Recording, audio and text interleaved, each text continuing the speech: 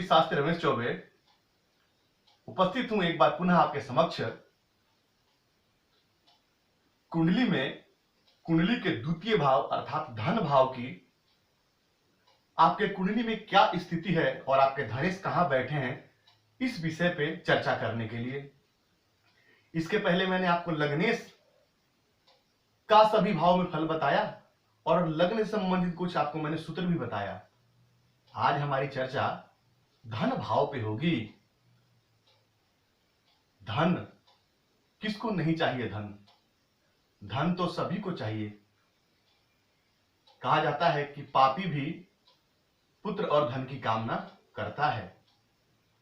तो धन भाव, ये कुंडली का द्वितीय भाव जो है यही धन का भाव है।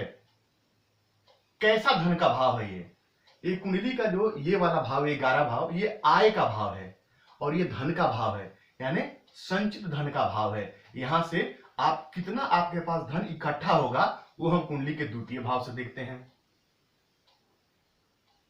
तो द्वितीय भाव के स्वामी का सभी भाव में कैसा फल होगा वो मैं आपको बताऊंगा। उसके पहले ये जो तालिका हमने बना रखी है, यानी कि 1 और 8 के स्वामी मंगल, 2, 7 के शुक्र इत्यादि जो मैंने यहाँ पे लिख रखा है, इससे आपको इससे ये जानने में सुविधा होगा। जैसे मान लीजिए यहाँ मैंने 5 नंबर लिखा है, यहाँ 6 नंबर लिखा है, तो हम इसी भाव की चर्चा करेंगे, धन भाव की।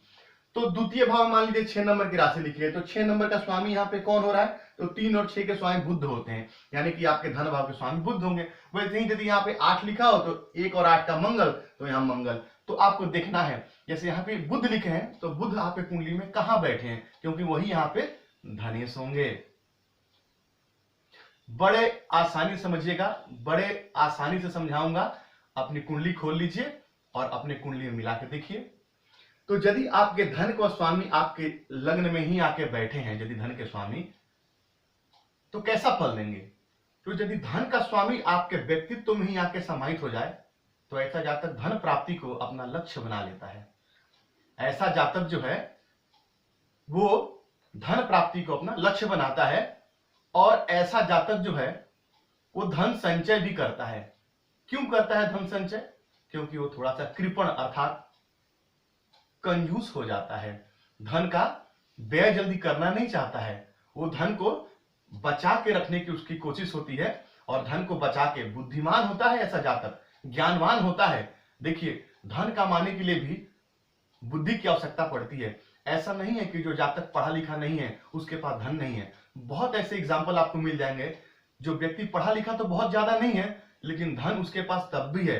तो ये वही जातक होते हैं जो ज्यादा पढ़े लिखे तो नहीं होते हैं, क्योंकि दूसरा भाव वाणी का भी होता है। तो दूसरा भाव वाणी का भी होता है, ये भी आपको नहीं भूलना चाहिए। दूसरा भाव धन का है तो दूसरा भाव वाणी का भी है। तो वाणी और धन का स्वामी जब आपके व्यक्तित्व से संबंध बना लेगा तो ऐसा जातक की वाणी इतनी प्रखर हो जाएगी कि अपने बुद्धि और वाणी के दम पे धन संचित करेगा, क्योंकि वो थोड़ा कृपण टाइप का यानी कि कंजूस हो जाएगा और धन संचय करेगा। तो ऐसे जातक धनवान होते हैं।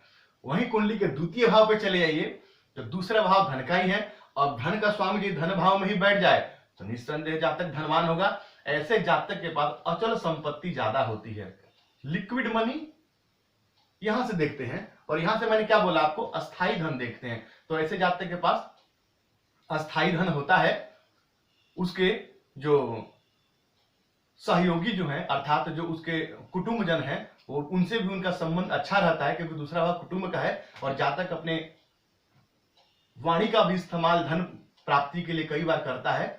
और ऐसा जातक वाणी से, देखिए समझने की आवश्यकता है, समझिएगा ना, बड़ा आसानी समझ में आएगा आपको। अब दूसरे भाव किसका है? वाणी का है। तो हो सकता है ऐसा जातक संगीतकार हो, यानी कि सिंगर हो, गाना गा के धन कमा सकता है।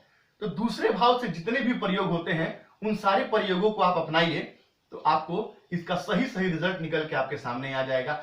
दृष्टि पड़ जाएगी कुंडली के अष्टम भाव पे, तो कभी कभी ऐसा जातक यदि यहाँ पापक ग्रह बैठे तो जातक, ये अष्टम भाव जो है याद रखिएगा हमारे कॉमन सेंस का घर है। तो ऐसा जातक कई बार तिगड़मबाजी लगा के धन कमाने लगता है, कई बार अपने बुद्धि का दुरुपयोग भी कर दे। यदि मैं कहूं तो ये गलत नहीं होगा, अपनी बुद्धि का दुरुपयोग करके भी धन कमाना शुरू करता है, यानी कहीं से भी धन आना चाहिए उस प्रकार की उसकी प्रवृत्ति हो जाती है। लेकिन जातक धन तो तब भी कमाता है चाहे कैसे भी कमाए। अब चले जाते हैं कुंडली के पराक्रम भाव पे। तो ये धन का स्वामी पराक्रम में आ जाए तो ऐसा जातक अपने पराक्रम से अपने धन इकट्ठा करता है, अपने पराक्रम से ही वो क्या करता है, धन इकट्ठा करेगा। तो क्योंकि यहां जब धन के मालिक जब यहां बैठेंगे तो उनकी दृष्टि भाग्य भाव पे पड़ेगी, तो ऐसा जातक को भाग्य से भी धन मिलेगा और पराक्रम से भी ऐसा जातक धन इकट्ठा करेगा, यानी धन वो किसी ना किसी प्रकार से उसके पास आएंगे। बुद्धिमान होता है ऐसा व्यक्ति, साहसी होता है, निडर होता है और अपने इन्हीं कलाओं से उसके पास धन इकट्ठा होता है और धन वो इकट्ठा यहाँ पे कर लेता है। छोटे भाई बहनों से भी यदि शुभ ग्रह हैं तो छोटे भाई बहनों से भी उसको लाभ होता है, क्योंकि छोटे भाई बहनों का भी घर है। लेकिन वही यदि यहाँ पे पाप ग्रह यदि हो तब थोड़ी बहुत समस्या होती है, लेकिन फिर भी पराक्रम भाव में पाप ग्रह का होना अच्छा है। फिर भी छोटे भाई बहनों से तो नहीं, लेकिन अपने पराक्रम से तब भी वो धन इकट्ठा करेगा, यानी कि धन उसके पास होगा। अब चले आते हैं कुंडली के चौथे भाव पे। अब धनेश का संबंध यदि कुंडली के चौथे भाव से हो जाए तो चौथा भाव किसका है, माता का है। तो ऐसा जातक माता से धन प्राप्त करता है। हो सकता है कि उसकी माता उसको बहुत सारे संपत्ति का वारिस बना के चली जाए या उनको धन दे दें, तो ऐसा जातक माता से धन कमाता है। ऐसे जातक के पास जो है, क्योंकि ये आपका अपने घर का यानी स्वगृह स्थान है आपका, तो ऐसा जातक के पास जो है वो भूमि, मकान, अचल संपत्ति बहुत ज्यादा होगा ऐसे जातक को। ऐसा जातक जो है वो अपने धन से इस सब प्रकार के सुखों को भोगने वाला होगा, माता पिता का आदर करने वाला होता है। ऐसा जातक के पास कई बार देखा गया है कि पैतृक संपत्ति भी ऐसे जातक को मिलती है, यानी कि धनेश का चौथे भाव में बैठना बड़ा श्रेष्ठ होता है। ऐसा जातक अपने सुखों को इकट्ठा करने के लिए धन जो है वो कमाता है और अपने धन से ही सारे सुखों को प्राप्त करता है। तो आप जोड़ के देखिएगा तो आपको धीरे धीरे आप अच्छे से समझ में इसको आपको आएगा। तो ऐसा जातक के पास भी धन होता है और धन कैसा होता है, ठोस रूप में होता है।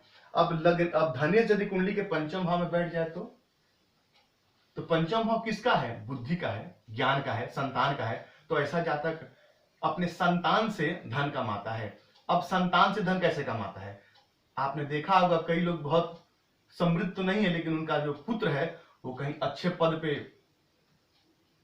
आ गया और पुत्र के माध्यम से पुत्र ने बहुत यश नाम कमाया और धन कमाया, तो पिता को भी उस धन का सुख मिला। तो ऐसे जातक अपने संतान से धन का सुख भोगते हैं, अपने बुद्धि से और ज्ञान से धन कमाते हैं, क्योंकि बुद्धि और ज्ञान का घर है। तो जातक अपने बुद्धिमत्ता के प्रयोग से अपना धन कमाता है और यहां से दृष्टि आय भाव पे पड़ती है तो आय में वृद्धि कर लेता है, संतान से भी कमाएगा और बुद्धिमत्ता से भी कमाएगा। तो ये बड़ा ही श्रेष्ठ है। अब वही धन के स्वामी यदि कुंडली के छठे भाव में आके बैठे तो छठा भाव किसका है, रोग, ऋण और रिपु का है। तो छठे भाव के स्वामी यदि कुंडली के क्षमा कीजिए दूसरे भाव के स्वामी कुंडली के छठे भाव में आ जाए तो ऐसे ही जातक अपने शत्रु से भी धन कमा लेते हैं। उनके अंदर ये क्वालिटी होती है कि वो शत्रु के भी धन को अपना धन बना लेते हैं।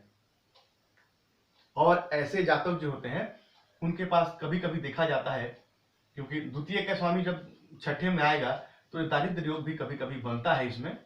तो ऐसे जातक को धन के लिए लगातार कमी बनी रहती है। धन तो रहता है लेकिन फिर भी उसको धन की कमी हमेशा सालती रहती है। ये ननिहाल पक्ष है, तो कई बार जातक को आपने सुना होगा, कई बार जो है जातक को अपने नानी के यहाँ से, यानी माँ जो है उसकी माता जातक की, वो अपने माँ बाप की इकलौती संतान हो सकती है और उसके नानी के घर से उसको ढेर सारे संपत्ति की यानी कि जमीन जायदाद की प्राप्ति हो जाए। तो ये वही योग है। यहाँ पे यदि आपके धनेश बैठे तो कई बार मातुल पक्ष से यानी ननिहाल से भी संपत्ति की प्राप्ति होती है। ऐसा जातक थोड़ा कंजूस भी होता है, ऐसा जातक थोड़ा कृपण भी होता है। अब वही कुंडली के द्वितीय भाव का स्वामी कुंडली के सप्तम भाव में, सप्तम भाव किसका, दाम्पत्य का है, पत्नी का भाव है। तो हो सकता है कि ऐसी जातक की पत्नी जो नौकरी करने वाली हो और नौकरी करके उसके धन में वृद्धि करे। ऐसा जातक को अमीर ससुराल मिले और ससुराल पक्ष से धन मिले उसको। ऐसा जातक व्यवसाय से धन कमाता है और अपने व्यक्तित्व की उन्नति करता है। ऐसे जातक जो है अच्छे व्यापारी के रूप में सामने आता है कभी कभी और व्यापार के माध्यम से धन कमाता है, और नौकरी यदि करे तो नौकरी के माध्यम से भी यहाँ पे जातक धन कमाता है। तो ये बड़ा श्रेष्ठ है, ये बहुत बढ़िया है। वही सप्तम द्वितीय भाव के मालिक यदि आगे कुंडली के अष्टम भाव बैठ जाए तो द्वितीय भाव का स्वामी यदि कुंडली के अष्टम भाव में आके बैठ जाएगा तो ऐसे जातक को पैतृक संपत्ति तो मिलती है। क्यों? क्योंकि यहां से धनेश की दृष्टि कुंडली के धन भाव पे वापस पड़ेगी अपनी सातवीं दृष्टि, तो ऐसा जातक जो है उसके पास पैतृक संपत्ति होगी। और मैंने आपको बताया कि ये कॉमन सेंस का घर है, शुभ ग्रह बैठे हैं तब तो